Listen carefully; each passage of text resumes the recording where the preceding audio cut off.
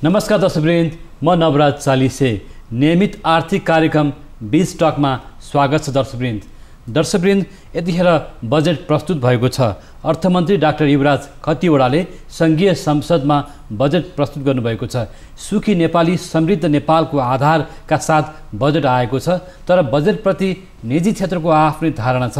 अझै पनि लगानी मैत्री वातावरण बन्न सकेन भन्ने निजी क्षेत्रको गुनासो छ र निजी क्षेत्रप्रति बजेट उदार हुन सक्यो कि सकेन भन्ने आफ्नो खालको धारणाहरू आइरहेको छ र स्वदेशी उद्योग धन्दाको प्रवर्धन हुन सकिरहेको छैन र विदेशमा बसेका नेपाली दाजुभाइ दिदीबहिनीहरूले पठाएको रकम रेमिटेन्सबाट मुलुकको अर्थतन्त्र धानिएको छ र त्यसैबाट उठेको राजस्व, आयातित अर्थतन्त्रबाट उठेको राजस्वबाट मुलुकको अर्थतन्त्र चलिरहेको छ भनेर अर्थविदहरूले टीका टिप्पणी गरिरहेको अवस्था छ।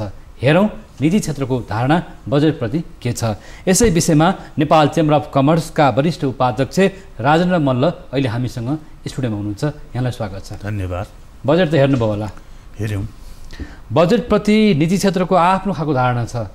बजेट चाहिँ निजी क्षेत्र मैत्री भएन भन्ने पनि छन् र निजी क्षेत्रलाई अझै लगानी गर्न प्रोत्साहन गर्ने खालको नीति आएन अथवा समाजवाद उन्मुख अथवा के बजेटको सिद्धान्त दर्शन पनि अझ स्पष्ट हुन सकेन अथवा वितरणमुखी बजेट आयो भन्ने पनि गुनासो छ।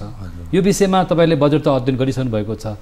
बजेट निजी क्षेत्र मैत्री हुनको लागि के कुराहरू समावेश हुन आवश्यक छ बजेटमा? यसपालिको जुन यो बजेट छ, जुन 15 खरब 30 अरबको जुन बजेट ल्याएको छ, यो अलिकति सन्तुलित रूपमै ल्याएको चाहिँ हामीले पायौँ। तर के छ भन्दाखेरि यो बजेटलाई एउटा सकारात्मक ढङ्गले परिचालन गर्नको निम्ति जुन विनियोजन गरेको बजेट चाहिँ समयमै पुँजीगत खर्च हुनुपर्छ भन्ने हाम्रो भनाइ हो। र चाहिँ यहाँ पहिला विगतको वर्षहरूमा बजेट छुट्याउने र चाहिँ खर्च चाहिँ अब यो अहिलेको वर्षकै हेऱ्यो भनेदेखि झन्डै 40-42% मात्र पुँजीगत खर्च भएको छ। र चाहिँ यो बजेटलाई मेन चाहिँ यो पुँजी चाहिँ चलायमान हुनु पर्यो र चाहिँ त्यो भयो भनेदेखि बजेट अलिकति यो मार्केटमा हुने तरलताको पनि समस्याहरू हट्छ र चाहिँ चलायमान भएन भनेदेखि त्यो गएर ढुकुटीमा बस्ने भयो भनेदेखि अलिकति बजेटले नकारात्मक इफेक्ट चाहिँ मार्केटलाई पार्छ।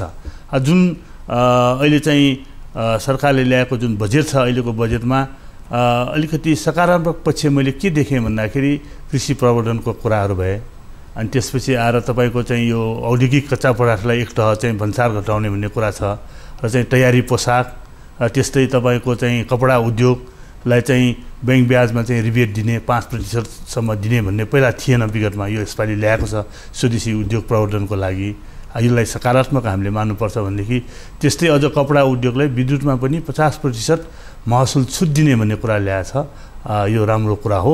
तर यसमा के छ भनेदेखि बजेट अलिकति अझै पनि एउटा चाहिँ हाम्रो भनौँ न रेभिन्यू इन्कम चाहिँ जुन चाहिँ राजस्व सङ्कलन र चाहिँ चालु खर्च झन्डै हाराहारीमा चाहिँ 20-22 अरब 24 अरब जति मात्र बचत छ भनेको त्यस्तो किसिमको ठाउँमा यदि त्यो जुन अब हामीले गर्ने सङ्कलन गर्ने जुन आम्दानी छ, राजस्व चाहिँ सङ्कलन गर्ने आम्दानी भनौँ देशको आम्दानी, त्यो प्रायः चाहिँ चालु खर्चमा नै प्रायः देखिन्छ भनेदेखि यो बेलामा हामीले चाहिँ आफ्नोलाई विकासको लागि चाहिने पूर्वाधार विकासको लागि र चाहिँ निर्माण भए विभिन्न चाहिँ भनौँ न पुँजीगत खर्चको लागि चाहिने पैसा चाहिँ लोनबाट लिने अनि चलाउने भन्ने किसिमको हाम्रो बजेट छ र पहिलाको भन्दा अलिकति यसपालि सन्तुलित पुँजीगत खर्चमा पनि व्यवस्था गरिएको छ। यहाँले भन्नु पनि जनताबाट कर उठाउने अनि त्यो चाहिँ चालु खर्च धान्ने र विकास निर्माणको खर्च चाहिँ विदेशी ऋणबाट आन्तरिकबाट चाहिँ गर्ने भन्ने जुन कुरा बजेटमा उल्लेख छ। अर्को एउटा प्रसङ्ग चाहिँ जस्तो चालु आर्थिक वर्षको बजेटमा पनि राजस्वको लक्ष्य पुरा हुन सकेन होइन र आगामी आर्थिक वर्ष 2076-77 को बजेटमा झन्डै 10 खर्ब बराबरको राजस्व उठाउने लक्ष्य छ। त्यसको लागि निजी क्षेत्र कतिको तयार छ र अझै पनि अर्थमन्त्रीज्यूले अथवा चाहिँ सरकारका अधिकारीहरूले हाम्रो निजी क्षेत्र चाहिँ ट्याक्सको दायरामा आएन, कर छली गर्छन् अथवा ट्याक्स दायरामा आउँदैनन् भन्ने कुरा पटक पटक उठिरहेको छ नि त।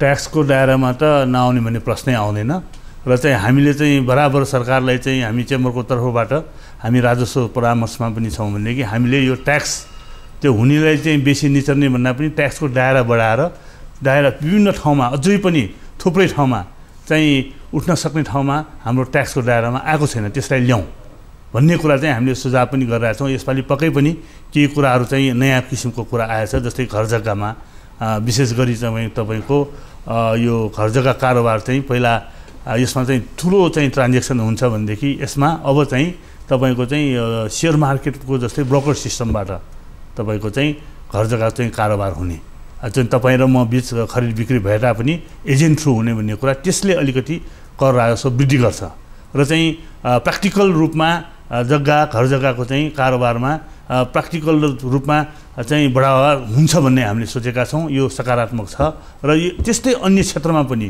करको दायरा बनाउने थुप्रै ठाउँहरू छ होइन। त्यसलाई चाहिँ सरकारले चाहिँ सुरुमै एउटा चाहिँ दायरा बनाउनको लागि देशैभरि यो कर नीति चाहिँ एकद्वार सिस्टम चाहिँ गर्नु पर्यो। करको चाहिँ नीति चाहिँ एकद्वार सिस्टमबाट भित्राउने र चाहिँ करदातालाई सहज बनाउने किसिमको सानो सानो तह तबकाको मान्छेलाई पनि कर तिर्न सजिलो हुने त्यस्तो किसिमको वातावरण ल्याउनुपर्छ। तर अझै पनि करको दायरामा यहाँले पनि भन्नुभयो ठुलो समूह, एउटा व्यापारिक समूह होला अथवा उद्योग धन्दामा अथवा भनौँ न साना उद्योगी व्यवसायीहरू पनि जसले राम्रो आय आर्जन गरेको छन् तर करको नेटमा आएको छैन, करको दायरामा आएको छैन। र अर्थमन्त्रीले पटक पटक पनि भन्नुभएको छ, अर्थ मन्त्रालयले भनेको छ कि कर प्रशासनलाई कडा गरिने र सबैलाई करको दायरामा ल्याउने भन्ने कुरा छ। यसमा निजी क्षेत्र कतिको सहयोगी बन्न सक्छ? पक्कै पनि हामीले चाहिँ कोही चाहिँ व्यवसाय गर्ने कर नतिर्ने भन्ने त कुरै आएन नि। यहाँ चाहिँ अब नेपाल सरकारमा काम गर्ने राष्ट्र सेवक कर्मचारीहरूले 4-5 लाख चाहिँ वार्षिक आम्दानी गरेर भन्दा माथि हुनासार कर तिर्नुपर्ने। कुनै मान्छे व्यवसाय गरेर जो होस् त्यसमा ऊ चाहिँ लाखौँ करोडौँ पैसा कमाउने अनि कर नतिर्ने त्यो त हुनै सक्दैन। त्यस्तोलाई चाहिँ खोजी करको दायरा मात्रै ल्याउनै पर्छ होइन। त्यो गर्दाखेरि नि अझै पनि अर्थविदहरू के भन्छन् भने नेपालको अर्थतन्त्र चाहिँ समानान्तर खालको अथवा भनौँ न कालो धनको चलखेल छ अर्थतन्त्रमा बढी मात्रामा भन्ने कुरा पटक पटक उठिरहेको छ। रिपोर्टहरूमा त्यो कुरा उठेको छ होइन। र बजार चाहिँ बिचौलियाहरूको हातमा गयो भन्ने कुरा छ नि त। विशेष गरी के छ भनेदेखि अहिले सरकारले एउटा चाहिँ जुन किसिमको हरेक देशमा 1 नम्बर र 2 नम्बर व्यवसाय भन्ने हुनसक्छ होइन, विश्वभरि नै हुने कुराहरू भनेदेखि आम जनता आम व्यवसायी चाहिँ स्वतस्फूर्त चाहिँ हुने र चाहिँ करको दायरामा बस्ने र चाहिँ ऐन नियम देशको ऐन नियमअनुसार चल्ने किसिमको हुन्छ आम व्यवसायी मान्छेहरू चाहिँ 1-8% त्यस्तो छ भने त्यस्तो मान्छेलाई दायरामा ल्याएर चाहिँ पनिसमेन्ट गरेर चाहिँ त्यसको दायरामा ल्याउनु पर्यो। करको दायरामा कालो धन्दा त गर्नै दिनु भएन नि। कालो धन्दा गर्नेले जे पनि गर्न सक्छ मुलुकको लागि होइन। विगतमा त अलिकति तपाईँको जसले पनि जे गरे पनि हुने किसिमको बोर्डरमा पनि यो पास भयो ऊ पास भयो भन्थ्यो, एयरपोर्टमा पनि टनका टन चाहिँ किलोका किलो सुन पास गर्ने हामीले सुनिरहेको थियौँ नि त, तपाईँहरूकै मिडियाबाट आइरहेको छ। अब त्यो किसिमको अवस्था छैन, दिन पर दिन सुधार हुँदैछ र चाहिँ राष्ट्रमा बुझ्ने व्यवसायी जो चाहिँ जेन्युन छ कर तिर्नुपर्छ र राष्ट्रलाई टेवा पुर्याउनुपर्छ। मैले छलकपट गऱ्यो भनेदेखि मेरो समाजमा इज्जत हुँदैन भन्ने किसिमको आम व्यवसायमा धारणा आइसकेको छ। र तर 1-8% हुनसक्छ भने त्यसलाई चाहिँ दायरामा कानुनको दायरामा ल्याएर पनि हाम्रो राष्ट्रको उन्नतिको लागि बदमासी गर्ने त जे पनि सरकारले चाहिँ त्यसको भित्र ल्याउनको लागि पहल त गर्नै पर्यो नि। त्यो चेम्बर अफ कमर्सको वरिष्ठ उपाध्यक्ष हुनुहुन्छ, अझै पनि के देखिन्छ भन्दाखेरि लगानी प्रवर्धन हुन सकेको अवस्था छैन। स्वदेशी लगानी जुन रूपमा बढ्नुपर्ने हो बढ्न सकेको छैन, उद्योगको जिडिपी बढ्न सकेको छैन र व्यापार घाटा झन् बढ्दै गएको अवस्था छ होइन। भनेपछि निर्यात व्यापार अगाडि बढ्न सकेन, आयात झन् बढ्यो, चीनसँग त्यही अवस्था छ, भारतसँग त्यही अवस्था छ। झन् यसरी व्यापार घाटा बढिरहने र आयातित अर्थतन्त्रबाट उठेको राजस्वबाट चाहिँ मुलुक चल्ने अवस्था राम्रो होइन नि त। हो, पक्कै पनि हाम्रो देशको अब व्यापार घाटा झन्डै 15 गुणा छ, 15.20 चाहिँ निर्यातभन्दा आयात धेरै त्यस छ भनेदेखि हाम्रो सरकारको विगतको चाहिँ परम्परा के छ भनेदेखि आयातित सामानमा चाहिँ राजस्व लिने, त्यो नै चाहिँ बजेटमा राख्ने, खर्च गर्ने त्यो किसिमको परम्परा छ।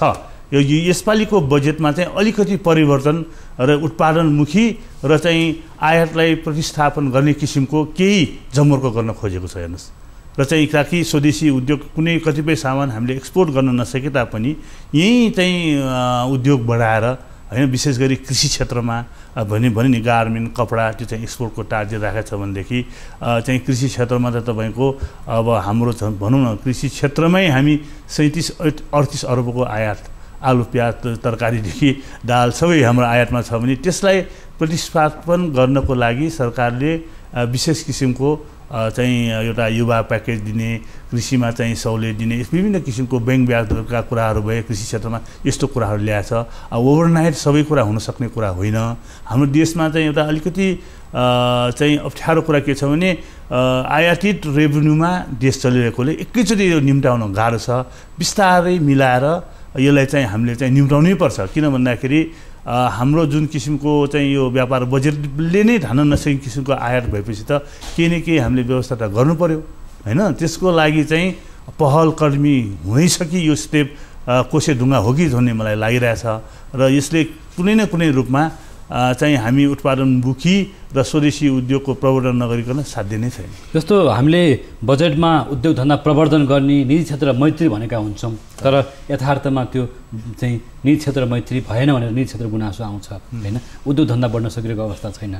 निजी क्षेत्रको आँखाबाट भन्दाखेरि यहाँहरूले भन्दाखेरि त यहाँलाई बढी थाहा हुन्छ नि त, किन लगानी बढ्न सकेन, किन उद्योग धन्दा बढ्न सकेन, किन रोजगारी सिर्जना हुन सकेन। अब 5 लाख रोजगारी सिर्जना गर्ने भनिएको छ, त्यो सिर्जना रोजगारी सिर्जना कसरी सम्भव छ? अब यो 5 लाख चाहिँ रोजगारी सिर्जना गर्ने भन्ने जुन सरकारको धोको छ त्यो चाहिँ अलिकति मलाई चाहिँ गफ जस्तै लाग्यो कि सम्भवै छैन।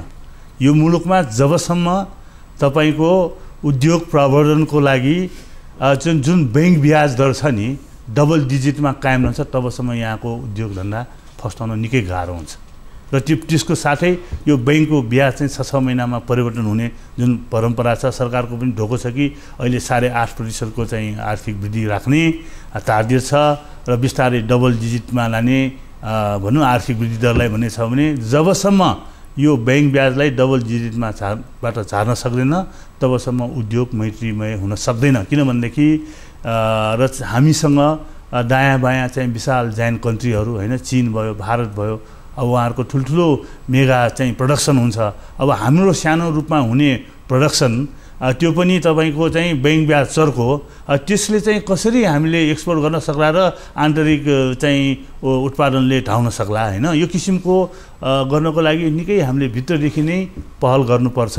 र 5 लाख रोजगारी सिर्जना गर्ने भन्ने कुरा बजेटमा उल्लेख छ नि, हजुर त्यो के आधारमा लेखिएको हो? अथवा यहाँहरू निजी क्षेत्र अथवा उद्योग व्यवसायले त्यति रोजगारी सिर्जना गर्न सक्ने अवस्था छ कि छैन? जस्तो कुन ठाउँमा चाहिँ सम्भव छ? जस्तो विशेष गरी 500 लाख त भन्न सक्दैन, कसरी भन्यो सरकारले हैन। यो रोजगारी बढाउनको लागि विशेष गरी हामीले कुन सेक्टरमा जानुपर्छ? इनिसियल्ली सबभन्दा सजिलो भनेको हाम्रो कृषि क्षेत्रमा हो। हेर्नुहोस्, कृषिमा अहिले हाम्रो मोटामोटी 65-66% हामी नेपाली जनता चाहिँ कृषिप्रति निर्भर छ भनेदेखि हाम्रो चाहिँ उत्पादन गृहस्थ उत्पादन जीडीपीमा कन्ट्रिब्युसन उत्पादन चाहिँ जम्मा केवल 27% मात्र छ। र यसमा अलिकति हामीले फोकस गर्यो भने हैन, अलिकति यसमा यान्त्रिकीकरण र चाहिँ अलिकति सब्सिडी दिने, युवाहरूलाई चाहिँ युवाहरूको चाहिँ ट्रेनिङ दिएर परिचालन गर्ने गर्यो भनेदेखि यसमा रोजगारी पनि बढ्ने। यो 27% कृषिमा जुन हाम्रो जीडीपी कन्ट्रिब्युसन छ नि त्यसलाई तुरुन्तै 27 मा 54 गर्न सकिन्छ। अलिकति ध्यान दिने हैन, विशेष गरी कमर्सियल फार्मिङ हुनु पर्यो र चाहिँ कृषिहरूको चाहिँ उत्पादन भएको कृषकले गरेको उत्पादनमा तपाईँको चाहिँ मार्केट प्रवर्धन गर्ने किसिमको हुनुपर्छ हैन। कतिपय सिजनमा तपाईँले सुन्नुभयो होला नि, अब किसानले चाहिँ गोलबेरा फ्याक्यो, दुध फ्याक्यो, विभिन्न किसिमको तरकारी छ नि, मार्केट नभएर सक्दो कृषक आफैले गर्नुहुन्छ। नसकेको सरकारले एउटा कोल्ड स्टोर विभिन्न ठाउँमा कोल्ड स्टोरको 75 जिल्ला 77 जिल्लामा जुन ठाउँमा उत्पादन हुन्छ नचाहिने ठाउँमा त अब हिमाली क्षेत्रमा त कोल्ड स्टोरको आवश्यक भएन। जस्तो अहिले प्रदेशहरू विभिन्न खालका प्रदेशहरू बनिसकेको अवस्था छ हैन, 7वटै प्रदेश छ नि र विभिन्न प्रदेशहरूको आफ्ना सम्भावनाहरू छन् र ती प्रदेशमा स्थानीय उत्पादनहरू पनि छन्। यहाँले भन्नुभयो जस्तो यहाँकै कुरामा म आएको कृषि उत्पादनहरू गर्न सक्ने अवस्था छ, तर त्यो उत्पादनले बजार पाउन सकेन भन्ने एउटा कुरा छ। अर्को स्थानीय कर पनि विभिन्न खालको कर उठायो जसले गर्दा केन्द्रमा नि कर तिर्ने, स्थानीय तहमा कर तिर्ने, प्रदेशमा कर तिर्ने भन्ने कुरा यहाँले पनि उठाउनु भएको छ। यो कुरा अझै प्रश्न पार्नुहोस् न। कर भनेको त पक्कै पनि एकद्वार हुनुपर्छ हैन। अब एउटा फेडरल सिस्टममा गएपछि एउटा सेन्ट्रल कर भन्ने हुन्छ, ठुल्ठुला कर सरकार केन्द्रबाट लिने, स्थानीय कर पनि हुन्छ। तर म त के भन्छु, यो करको एकद्वार नीति अन्तर्गत के हुनु पर्यो भने एउटा प्रदेश र अर्को प्रदेश, एउटा गाउँ र अर्को गाउँ, अर्को एउटा पालिका र अर्को नगरपालिकामै करको दर रेट फरक भयो के स्थानीय।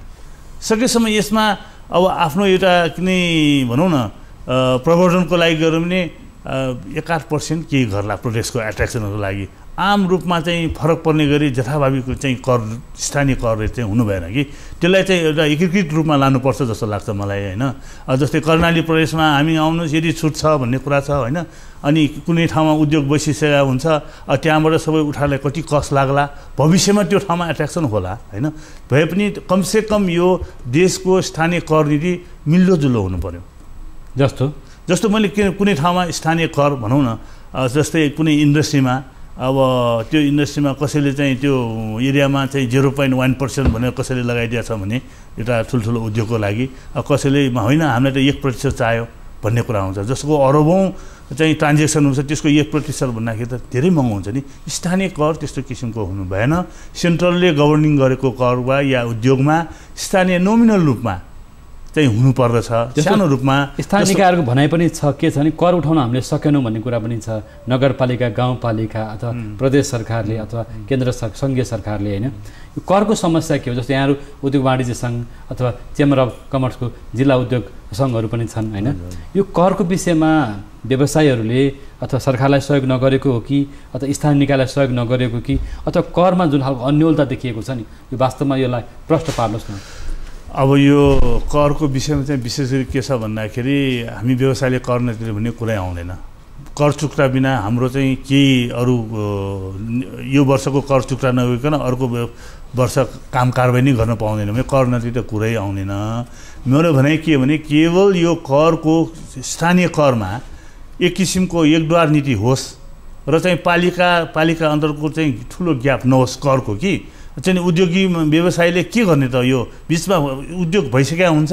इक्जाम्पलको लागि मेरो एउटा चाहिँ चाइनिज इट्टा टायल कारखाना छ भक्तपुरमा। त्यो ठाउँमा मेरो आफ्नो एउटा इक्जाम्पलको रूपमा तपाईँले भने हाम्रो के भयो भने विगतमा हामी अर्थ मन्त्रालयबाट चाहिँ त्यो चाहिँ प्राइभेटाइजमा लिएको कम्पनी हो। नेपालमा भएको प्राइभेटाइज कम्पनीमध्ये सरकार अहिलेसम्म नाफामा रहेको र कर तिरेको संस्था भनेको हाम्रो भक्तपुर इट्टा टायल उद्योग हो। हेर्नुहोस् है, मैले आफ्नो कुरा तपाईँले नमुनाको लागि भन्न चाहेँ। त्यो ठाउँमा नेपाल सरकारले हामीले वार्षिक 40-42 लाख तिरे पुग्छ त्यो जमिन लिएको, त्यत्रो 255 रोपनी जमिन छ भन्दाखेरि अहिले स्थानीय नगरपालिकाले हामीलाई के भयो भन्दाखेरि तपाईँले एउटा इट्टामा तपाईँ चाहिँ 10 पैसा लिने भनेर चाहिँ स्थानीय कर चाहियो भन्ने कुरा आयो। एउटा इट्टामा 10 पैसा भन्दाखेरि हाम्रो 4-5 करोड इट्टा उत्पादन हुन्छ भन्दाखेरि त्यसको स्थानीय कर चाहिँ 40-50 लाख हुन गयो। यस्तो भयो भने कसरी उद्योग चाहिँ प्रवर्धन हुन सक्छ भन्ने कुरा गरेको कि मैले। र चाहिँ त्यस्तै अब हाम्रो त्यो स्थानीय निकायले दोहोरो करहरू उठाइरहेका छन्। त्यो कर रेट माथि भयो मैले भन्न खोजेको। करको दर माथि भयो, धेरै भयो। हेर्दै मिलाएर 10-40-50 लाख नेपाल सरकारको 252 रोपनी जग्गा हामीले ल्याएको छौँ, त्योभन्दा माथिको कर स्थानीय कर त हुनु भएन नि होइन। त्यसरी हामीलाई चाहिँ अब माटोहरू चाहिन्छ र कच्चाको स्वरूपमा हामी चाङ्गु नारायणबाट ल्याउँ, एक ट्रिपको 500 भनेर लिन्छ, त्यहाँ हजारौँ अर्को 40-50 लाख थप्यो। यस्तै समस्या सबै प्रदेशहरूमा छ हो। यस्तो किसिमको समस्या भने उद्योग स्थापना गर्न डराउँछ।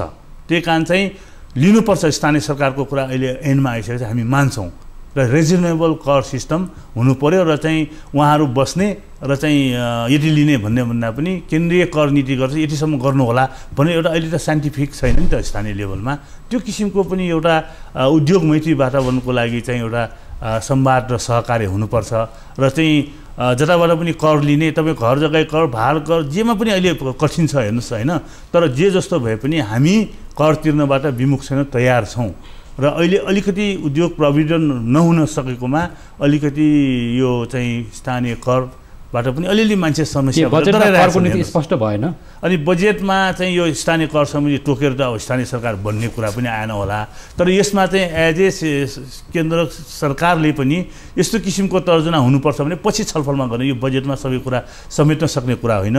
यो बजेटले चाहिँ गर्ने कुरामा विशेष गरी अहिले केही कुरा चाहिँ स्वदेशी उत्पादनलाई ठान्न सकिने किसिमको केही तहको कच्चा पदार्थमा सहुलियत दिएको छ। मैले अघि पनि भने अब हामीले हुनुपर्ने के छ भन्दाखेरि निर्यात प्रवर्धनको लागि पनि के गर्न सकिन्छ भन्ने कुरा बजेटमा छुटे पनि फेरि पनि छलफल गर्न त सकिन्छ नि।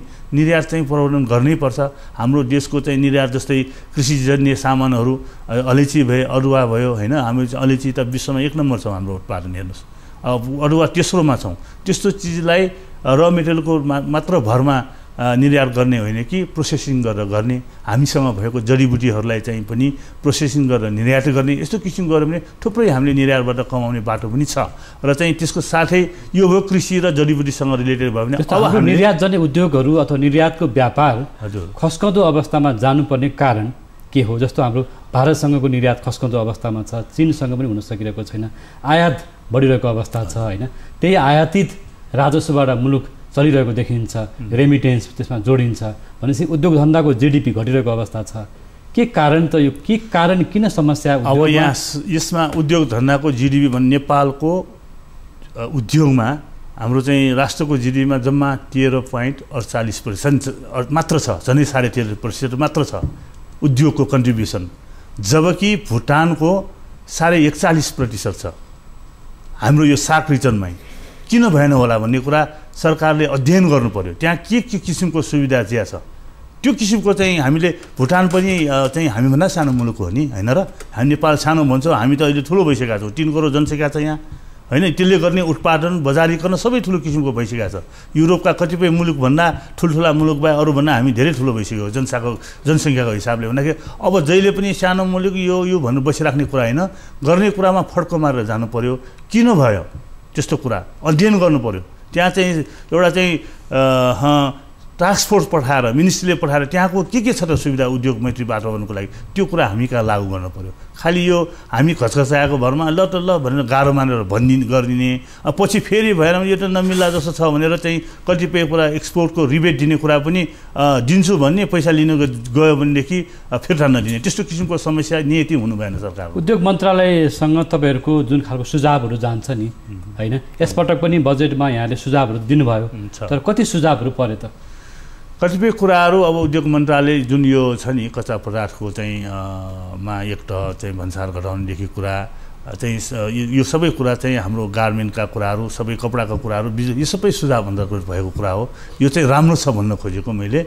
तर अझै पनि यसमा सुधार गर्नु, उद्योगको लागि फड्को मार्नुको लागि हामीले अझै गर्नुपर्ने बाँकी धेरै छ। यो मुलुकमा सम्भावना नभएको होइन, एउटा चाहिँ हाम्रो नियति राम्रो हुनु पर्यो। के गर्छु भन्ने भावना सबै तह तबकाबाट आउनु पर्यो। यो नेतादेखि चाहिँ कार्यकर्ता, राजादेखि रजौटा भन्छ, राजा शासन त गइसके, सबैले हाम्रो देशको लागि के गर्छु भन्ने सोच चाहिँ सबैमा पोजिटिभ। हाम्रो मुलुकमा कुनै समस्या छैन, विकास गर्न सकिन्छ हामीले होइन। त्यो के छ भने जुन किसिमको ब्युरोक्रेसी ढिलासुसी अझै पनि बाँकी छ, बोल्ने एउटा व्यवहारमा अर्को, त्यो नहोस्। त्यो भने बिस्तारै ग्रेजुअली उत्पादन बढाएर गर्न सक्ने, मैले भने कृषि होइन एउटा चाहिँ त्यसमा सम्भव छ, जडीबुटीमा पनि हाम्रो सम्भव छ होइन। त्यसपछि गएर चाहिँ जलस्रोत भयो, जलस्रोतमा पनि त्यो पानी त्यतिकै बगिरहेछ। 30 वर्षपछि त हाम्रै ढुकुटीमा आउने अरुणमा त्यो बेलामा दिएको भए आज हामी बिजुली लोडसेडिङमै बस्नुमै वालछाल भइसक्यो थियो भनेदेखि आज 25औं-30औं वर्ष त्यही कुरामा फर्किरहेछ भने जलस्रोत निर्यातले कसरी प्रवर्धन गर्ने? भारतसँग चाहिँ हाम्रो व्यापार घाटा 60-65% छ होइन। ल ठिक छ, भारतसँग तपाईँले ल फेरि हामी 75% घाटा होस् तपाईँसँगै लिने, तर हामीहरू पनि सब्स्टिट्युटमा बिजुली खरिद गर्नुहोस् भन्ने बाटो किसिमको त्यस्तो पनि हामीले कुराकानी हाम्रो राजदूतावास मार्फत अथवा वाणिज्य मन्त्रालय, परराष्ट्र मन्त्रालय कसले हुन्छ, हामी व्यापारी प्रतिनिधिहरू सङ्घ संस्था लाने लिएर जानुहोस्, त्यस्तो किसिमको नेगोसिएसन देश टु देशमा हुनु पर्यो। जस्तो यो बजेटमा नि अब अन्त्यतिर बजेटमा समृद्धि भनिएको छ, लगानी प्रवर्धन भनिएको छ, 5 लाख रोजगारीको कुरा उठेको छ होइन, र समृद्धिको आधार निजी क्षेत्रमा पनि भनिएको छ, पटक पटक उल्लेख गरिएको छ नि त।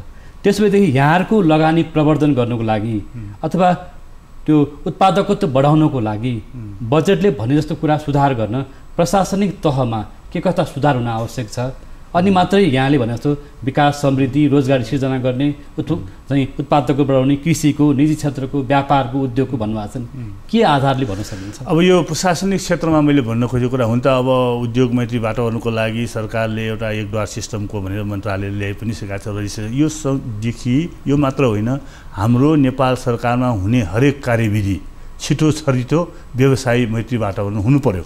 यहाँ चाहिँ ढिलासुस्ती हुने अनि त्यसको उसमा अनि व्यवसायले दुःख दिएर करकापमा पार्ने त्यो प्रवृत्ति पहिला हट्नु पर्यो अब सरकारले त हरेक वर्ष चाहिँ यो 2 वर्षमा तलब वृद्धि गरेर आइरहेछ भनेदेखि यो काम उपस्थितिलाई नै यो हो, बाँकी चाहिँ हामीलाई भन्ने किसिमबाट बुझ्नुभयो नि तपाईँले, त्यस्तो दुःख दिनु भएन। कर्मचारी तन्त्रमा सुधार हुनु पर्यो, पक्कै पनि हुनुपर्छ होइन। कुनै पनि अब हामीले गर्दा मोडालिटी बनाउँदाखेरि विदेशसँग हाम्रो छिमेकीसँग ठुल्ठुलासँग नसके पनि हामी जस्तै साना मुलुक सार्क रिजनका अरूले के गरिरहेछ त, त्यस्तो किसिमको एउटा व्यवस्थापन यहाँ हुनु पर्यो र चाहिँ निर्यात प्रवर्धन र चाहिँ स्वदेशीमा भएको चाहिँ कच्चा पदार्थलाई प्रवर्धन गरी उद्योगको चाहिँ बढावा दिने र हामीसँग भएको रिसोर्सेसलाई चाहिँ निर्यातमुखी बनाउनुपर्छ, विशेष गरी जलस्रोतमा हुनुपर्छ र पर्यटन विकास पनि हामीले चाहिँ गर्नुपर्छ। यो देशमा प्रचुर सम्भावना छ भन्ने कुरा म राख्न चाहन्छु। अन्त्यमा राष्ट्र ब्याङ्कको ब्याज दरको विषयमा, ब्याङ्क वित्तीय संस्था ब्याज दरको बारेमा तपाईँले चाहिँ राष्ट्र ब्याङ्क पनि जानुभएको थियो, ब्याङ्क वित्तीय संस्थालाई भेट्नुभएको थियो, ब्याज दरको बारेमा के भयो? ब्याङ्क ब्याजको दरमा हामीले राष्ट्र ब्याङ्कमा पनि कुरा राख्यौँ। तर राष्ट्र ब्याङ्कको भनाइ के छ भने खुला अर्थतन्त्र भन्नुहुन्छ तपाईँहरू, ब्याङ्क ब्याज नियन्त्रण गर्ने कुरा भन्ने कुरा राख्नुहुन्छ, तर यो किसिमको साइन्टिफिक ब्याङ्क ब्याज हुनु पर्यो भन्ने कुरा चाहिँ हाम्रो कन्टिन्यू छ। यसमा चाहिँ राष्ट्र ब्याङ्कले पनि पहल गर्छ, हामी छाटा सङ्गठनहरूले पनि पहल गर्नेछौँ। ब्याङ्क ब्याज नसुधारिकन यहाँ व्यवसाय र उद्योग फस्टाउनेवाला छैन। ब्याङ्कको ब्याज दर घट्न सकेको छैन। बजेटले धेरै समृद्धिका कुराहरू गरेको छ। निजी क्षेत्र अझै पनि लगानी गर्न उत्सुक छैन। किन नहुनु, हामी त छौँ। मैले ब्याज दरले गर्दाखेरि व्यवसाय फस्टाउन सकिरहेको छैन भन्ने कुरा, हामीले त विभिन्न किसिमको हाम्रो च्याम्बरको अभियान नै जिल्ला गाउँ गएर आज व्यवसाय गरौँ, उद्योग प्रवर्धन गरौँ भन्ने कुरामा हामी गइरहेछौँ भनेदेखि हामी त खुला रूपमा छौँ। तर यो अप्ठ्यारो छ, यसलाई पनि मिलाउनुपर्छ भन्ने कुरा हाम्रो भनाइ हो। बजेटको अन्त्यमा के भन्नु बाँकी छ? अब यो बजेटले पक्कै पनि जुन किसिमको चाहिँ अब खोला टर्दाखेरि चाहिँ खुट्टा भिज्छ भन्ने कुरा छ कि राम्रो गर्न खोजेको छ, कुनै कमी कमजोरी छ भने फेरि पनि हामी एक आपसमा बसेर छलफल गरेर निम्त्याउँ र राष्ट्रको उत्थानको लागि काम गरौँ। तर व्यवहारिक कार्यान्वयन हुनु पर्यो। बजेटमा धेरै कुरा समेटिएको छ, धेरै कुरा लेखिएका छन्, तर त्यसलाई व्यवहारमा उतार्न सक्नु पर्यो। कार्यान्वयन पाटो मुख्य इम्पोर्टेन्टको पाटो हो, बोलेर मात्र हुँदैन, काम हुनुपर्दछ। निजी क्षेत्र अग्रसर हुनसक्छ, जवाब दिन्छ निजी क्षेत्र। पक्कै पनि हामी अग्रसर छौँ, जवाब दिन्छौँ। यहाँले समय दिनु धन्यवाद। अहिले हामीसँग नेपाल चेम्बर अफ कमर्सका वरिष्ठ उपाध्यक्ष राजेन्द्र मल्ल हुनुहुन्छ र बजेटमा निजी क्षेत्रको अपेक्षा र आशंका पनि र लगानी प्रवर्धन गर्नुको लागि सरकारले बजेटमा जे जस्ता कुराहरू उल्लेख गरे भए तापनि त्यसलाई व्यवहारमा कार्यान्वयन गर्न सकिन्छ कि सकिँदैन, अथवा प्रशासनिक झन्झटहरूलाई सुधार हुन्छ कि हुँदैन भन्ने कुरा छ। निजी क्षेत्र मैत्री कार्यक्रम अझै आउन सकेको छैन भन्ने पनि निजी क्षेत्र गुनासो छ। आजका अतिथि हुनुहुन्थ्यो चेम्बर अफ कमर्सका राजेन्द्र मल्ल। समय दिनुभयो, धन्यवाद। नियमित आर्थिक कार्यक्रम 20 टकको समय पुरा भएको छ। म पनि बिदा माग्छु। नमस्कार।